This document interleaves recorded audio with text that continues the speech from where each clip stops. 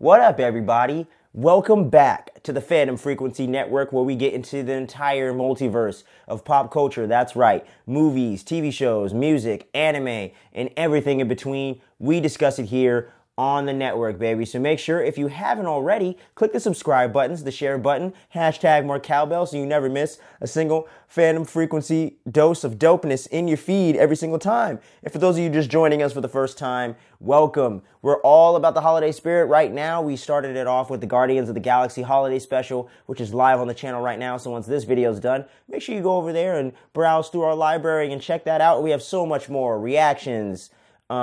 We cover TV shows, anime, all kinds of stuff. We got a brand new music podcast we just launched titled Phantom FM, strictly about music and audio, music production, things like that. Just dropped that last week. We got the first episode live right now. Episode 2 is going to be going live tomorrow as of the recording of this video, so it should already be up by the time you're seeing this. And episode 3 is going to be right around the corner. So make sure you guys tune in for that if you need some more podcasts for your drive to work. But with no further ado, let's get into the main topic of the day, and it's one of my personal favorite films of all time. One of the first films I even remember watching as a 5-year-old child, man, back in 1998, 1999, and that's right, I'm talking about the 93 classic, baby, The Nightmare Before Christmas. Y'all seen the thumbnail, y'all know the deal. It's the Henry Selick directed and produced and co-written movie, man. Tim Burton didn't direct a single frame of this movie. And obviously, it's stop motion animation. He didn't do any of that stuff. What he actually did was he came up with the initial character designs and the initial concept years before the film even came to fruition, when him, Henry Selick, and some other people involved in the production of Nightmare were working as animators at Disney, of all places. So it's pretty funny how Tim Burton has went completely full circle and is now working with Disney again recently when he did the Dumbo remake and other things like that. So funny to see how he's came full circle. And a lot of people forget, if you don't go to Disneyland and don't keep up with all that stuff as much, Nightmare Before Christmas is one of the biggest Disney hits out there and is one of the biggest Disney attractions at the park and everything like that. But it didn't start out that way. So Tim Burton did not direct anything in this movie. He actually went and got Henry Selick to do it. And the rest was history. And then they ended up bringing on a writer by the name of Carolyn Thompson. She came on, and she had worked with Tim Burton, I believe, on some other stuff too. Like, I think she worked with him on Edward Scissorhands, and she might have also worked with him on Beetlejuice. Could be wrong about Beetlejuice. I did watch this documentary about it, but I do believe that she did work with him on Edward Scissorhands and co-wrote that script. And Tim Burton had the original story, and he had her write the actual screenplay and everything like that. So that's how all that came to be. And they pitched it to Disney, and after some convincing and everything like that, they finally got it greenlit, got it off the ground. But the production was very troubled and took a long time to come together. Because if some of you that don't know or might already know, stop motion animation is very, very hard. Stop motion animation is very, very hard to pull off. And it takes a long time, and it's a very painstaking process to get each little movement. They have to move them and move them and move them and move them, then go back and speed up the camera and edit it together to where it looks smooth and natural. It's a very, very big, huge undertaking. So the fact that they were able to achieve the results that they did achieve is fucking phenomenal and really makes this movie stand the test of time. It makes it timeless because stop motion animation has been going on for nearly 100 years, ever since the 30s King Kong. So they've been using that for a long time. You don't see it a lot anymore after the Pixar, Disney animation, and 3D kind of took over. Stop motion definitely became more few and far between. There's only been like a handful of movies I can really even think about in the last 15, 20 years that have even done that. So it definitely makes The Nightmare Before Christmas seem like more of a classic film in that sense too. But I also think it's very timeless in the way that it's executed, the story that's telling. And any good holiday Christmas movie is going to become infinitely timeless if it's done right. And that's always kind of the intent with these Christmas movies. You can watch them every year and still get into them. So that's pretty much the thing right there, man. And then they ended up getting some other people on board, you know. They obviously got the great legend himself in the music scene and as a composer, Danny Elfman, to compose this thing because he had been working with Tim on other things. He did Batman with him, Edward Scissorhands, potentially Beetlejuice as well. And he never really intended to become a full-on, he never really intended to become a composer or or wanted to do film scores. He was actually a rock star, man. He was actually a rock musician and had a band and everything like that, but he was getting a little tired of it and thought that the band was getting a little stale back then in the mid-late 80s, so he ended up getting these jobs with Tim Burton to compose the films, sort of like how Trent Reznor went in the reverse, went in the similar direction, and Trent Reznor's kind of, and for those that don't know Trent Reznor, lead singer of Nine Inch Nails, he's kind of one of the big prominent composers that came from the music world, or came from the artist kind of music touring kind of thing. So it's kind of dope to see that Danny Elfman kind of set that template for Trent Reznor and other people. John Carpenter kind of went in reverse and did some concerts and did some music. So really cool to see how all that came together. But yeah, and he also was hired to do the singing voice of Jack because obviously he was the lead singer, or not obviously, but he was the lead singer of his band. And Tim Burton figured, obviously, you got the vocal chops to pull this off. It's a musical, something a little bit different. We're doing something more in the Disney realm. But I think your voice would be perfect, man. So Danny Elfman actually does the singing voice of Jack Skellington and did all the composing and wrote all the music as well. And, you know, you got all the classic themes, you know what I'm saying? All the classic songs, man. This is Halloween. What's this? You know what I'm saying? And he absolutely, that's my favorite song, by the way, in the movie. What's this? I absolutely love it. You would think it's This Is Halloween, me being a big horror guy, but I absolutely love when he goes to Christmas Town and discovers what Christmas is for the very first time, and he's going around singing, What's This? I love it, man. That's literally one of my favorite songs, and I sing that every holiday season. It's so catchy, I almost wanted to break out in a song and sing it right now. What's this? What's this? There's something in the air. Like, it's just fucking phenomenal, man. I don't sound nowhere near as good as him, but fucking phenomenal, man. So they got everything greenlit at Touchstone/Disney, man, and they got it rolling. They got the train rolling, and it was a tumultuous production all the way up until the release, man. They finally got it done, and it came out and hit theaters in October 13th, 1993, and it wasn't necessarily a huge box office smash at the time. It wasn't a bomb or anything like that, but it definitely wasn't this big juggernaut that it became today. But all us 90s kids that went and saw it as the years progressed, as we got into the late 90s and early 2000s, a lot of the people born literally from my year, 94 on, we started catching on to it in 97, 98, 99, 2000, 2001. And as we started catching on to it, the film just grew and grew and grew more in popularity. And by the time we were in the early 2000s, it was one of the biggest animated films out there, along with the Disney Renaissance, and took place right in the middle or towards the beginning of that period of Disney. And to this day, is probably the second, if not the best period of Disney animation of all time. You know what I mean? Maybe not monetarily, but creatively and from critical and fan reception, those are some of the best movies today, and is a hell of a run right there. From Beauty and the Beast all the way to Treasure Planet, Atlantis, and The Hunchback of Notre Dame, Pocahontas. Even though those ones I kind of named there were more middling, sort of in a similar way to Nightmare Before Christmas, they definitely went on to find their audience. And you had Aladdin, Beauty and the Beast, Tarzan, The Lion King, you know what I mean? So you had Beauty and the Beast winning Best Picture. So animation really did go through this big renaissance. Toy Story brought out 3D animation in 95. So you had a lot of big things going on in the 90s that kind of helped propel a little bit of the success of Nightmare Before Christmas. And just the fact that the film is just undeniably awesome, it was just bound to find its audience at a certain point in some time. It was just darker and a little more weird for animation in the early 90s, because all the stuff in the 80s they did, like Black Cauldron and all these other darker movies, didn't really hit that well. So I think it took a minute for audiences and families to get used to that darker vibe that Nightmare Before Christmas was bringing. But kids like me that grew up liking the Universal monster movies, that started watching Scream and these other things, we became horror fans, and it became kind of a part of that zeitgeist. And I've always been a person that loved Halloween and Christmas. So it really, really hit for kids like me that love both of those holidays, or any kid that liked either or. It had a little something for everybody, or a little something for anybody and everybody right there. So it really hit from that time on, man. And it's pretty crazy to see how all that went down, man. And just getting into some of the cast of characters and getting into some of the actors and all the people that did such a phenomenal job with this movie, man. And I got my notes over here so I can make sure to stay on track. As I said before, you have the great Danny Elfman doing the singing voice of Jack Skellington, but don't forget, there was a person that was doing the voice acting, and that person is none other than Welcome to Fright Night. Chris Sarandon himself, the lead vampire in one of the dopest vampire movies of all time, Fright Night. Look out for a review for that on the channel someday. Love that movie. But yeah, man, you had Chris Sarandon coming in, playing Jack Skellington for his normal talking voice, the dialogue and all that. You had the great Catherine O'Hara coming in to play Sally. And I always loved the character of Sally as well. I always felt so bad for her having to deal with Dr. Finkelstein's weird ass and her just, falling in love with Jack and her being attracted to him and just like, oh man, look how cool this guy is, But they had a genuine connection and it wasn't like a groupie thing.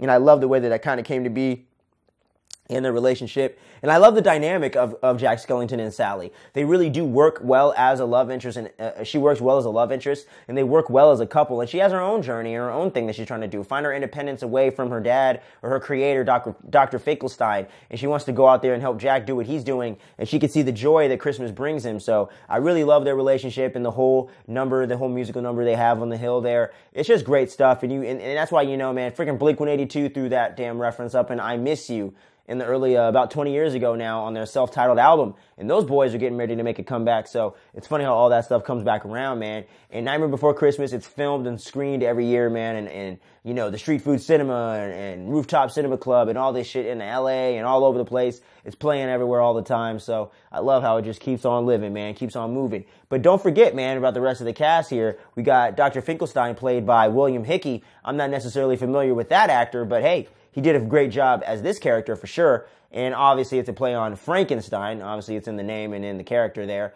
And I always loved the design of Finkelstein. He always just seemed like such a creep, And I thought they did such a great job with that. And don't forget about Ken Page as Oogie Boogie, man. One of the greatest Disney villains of all time, man. I love his musical numbers as well. Ken Page was killing it. He did the acting and the singing, as far as I know. And he was awesome, man. He was really, really awesome. I love Oogie Boogie. He's so creepy and charismatic, and you don't like him necessarily, but you love watching him on screen. And I love how the whole animation style with stop motion makes him, with the bugs and everything on the inside of his little bag skin, it looks so creepy and ugly. Like, I remember he scared the hell out of me as a kid. Like, I was like, what is with this guy? I don't like it. It had like a Beetlejuice energy for kids, And it was just, freaking Tim Burton, man. I don't know where this stuff comes out of I don't know what's up with his brain and where he comes up with this stuff. But it's freaking crazy. And then you had Locke, played by Paul Reubens. And yeah, that's right. I'm talking about Pee Wee Herman. I know there's some creepy stuff there, but Tim Burton had worked with him on Pee Wee's Big Adventure back in 85, 86. So they did have a working relationship together already. So we figured he'd cast him in this thing as Locke. And then you had Edward Ivory playing Santa Claus himself. It always felt so bad for Santa Claus in this, man. They're kidnapping his ass, throwing him in a sack. He's like, God damn it, guys. I got to deliver these presents to these kids out here, man. And then Jack's over there like, hey, take his ass out of there. I'm going to do it this year. And it just always cracks me up, man. It reminds me of like, I don't know if James Gunn got the idea of that kind of from, for the holiday special of kidnapping Kevin Bacon from this, but it kind of gave me that similar vibe, so that's kind of funny. And then you had Glenn Shaddix, who played the mayor. And that was, and he was good. And I liked how his head would spin around and he would be more like mean, like more like an asshole. And then his head would spin back to being the more happy, jolly, go lucky mayor and stuff like that. I just love the designs of these characters, man. Like, I love the Tim Burton aesthetic. Even when his movies aren't the greatest, his aesthetic is just so unique and so fucking fresh. Every movie he does, no matter how long his career has gone on, always brings on these really fresh, creative ideas and this imagery that really creeps you out depending on the age you are and really sticks with you. Even if you don't get scared easily like myself, it really does stick with you and really does stand out amongst all the other animation styles, all the other art styles that have been produced. You have so many people going on Instagram and all these social media websites creating their own art. You got fucking artificial intelligence art, man. So it's crazy to see how no matter how long it goes on, especially his designs here in Nightmare Before Christmas, really stand the test of time and really goes on to live on and is never going to go away, man. It's just phenomenal stuff, dude. And there's just so many great moments in this movie, man. Like I said, all the musical numbers are really well done. I really love the scene when the whole montage of Jack Skellington going around delivering gifts and everyone in the town, all the werewolf and everybody's making all these creepy-ass, scary-ass gifts and he goes and delivers them. He's all happy and excited about it. He's got his old creepy little skeleton reindeer going on, and it's so fun, man. I love seeing him go around Christmas Town, deliver the presents and everything, and people are like, oh shit, what happened to Santa Claus? He's missing, and then he's going over there delivering all these creepy ghouls and creepy monsters and shit, and kids are like, oh shit, what the fuck is that? And shit's coming to life and shit. They're like, what the fuck is this? And Jack's like, oh shit, did I fuck up Christmas? He's like, oh, you don't put creepy shit with Christmas. Oh, I see. So I just love how he's so naive, and Jack just really wanted to do something different. And he got tired of doing the Halloween thing every year. That's all they do. Halloween Town, this is Halloween. Everybody's about to scream, you know what I mean? That's all they do every year. He's like, I'm getting tired of the same old shit. And for those of you that don't know, my music taste, my movie taste, all my artistic taste is all over the place. I got to switch it up, man. Even my music production, I'll do a techno thing. I'll do a trap kind of beat, lo-fi, synthwave. I got to mix it up, I never liked the same old thing, so I always related to Jack in that way. And he just got tired of the Halloween shtick, so he just wanted to do something different. And I love how when you go in the forest with all the different trees that go to the different universes for the different holidays, I like how that's all there. You had Valentine's Day and stuff like that. And I always wondered if Tim Burton ever had the idea of ever exploring that. Not necessarily a sequel, but maybe a spin-off or an animated show or a book or something. I always wonder if they're ever going to expand the world in that way, but I like how that exists and that possibility's there, but we don't go there. We just focus on these two holidays here. And I like that whole idea of just this shared universe of holidays being different dimensions. And it's just such a great, unique idea that even today with all the multiverse stuff going on at Marvel or Star Wars or wherever, or DC, what have you, comic books and video games, no matter what, I love how this was so ahead of the curve in that sense, where DC and Marvel Comics already did it, but a lot of movies and TV shows were not delving into multiverse. Time travel, sure, but not the multiverse as much. So I like how you get the multiverse of holidays in this thing. And yeah, man, so yeah, man, it's hard for me to really try to, I don't really have any negatives with this movie. I absolutely love the movie from start to finish. And I love how it's a really brisk 80 minutes. You can get in, get out, move on with your day. It's a really fun movie. I absolutely love it to death. I got to get the soundtrack on vinyl for my collection over there. I love this movie so damn much. It really has a special place in my heart. Always has, always will be. And I just love watching this every Christmas season, every Halloween and Christmas time. Every spooky season and holiday season, I always love watching this movie, and I love how you can do it for both, and it just works equally as well for either one, depending on what your kid prefers. Every kid usually likes Christmas, and most kids tend to like Halloween, so I love how it can live with you for no matter what age you are. You can do it for your kids, for yourself, whatever. So many grown-ass people love this movie, and I've talked to so many of my my friends, so many of my homegirls, and a few of my homies too, man, that dig the movie. So it's a timeless classic. What else could I say about it that hasn't been said already? I absolutely love The Nightmare Before Christmas. It is a holiday classic. It is a classic film in and of its own right, and is always played in this household every spooky season and holiday season. But what says you out there? Do you love this movie half as much as I do? And if you do, drop your thoughts in the comments below. Even if you hate the movie, if you've never seen the movie, my bad for spoiling some of the stuff for you, but make sure you drop into the comments below. We would love to get into a discussion with y'all about your favorite moments from the movie. What do you love about it? Did you know any of these behind-the-scenes facts that I was able to dig up? How old were you when you first saw this movie? I was 5, so I would love to hear how old you guys were when you first saw this movie.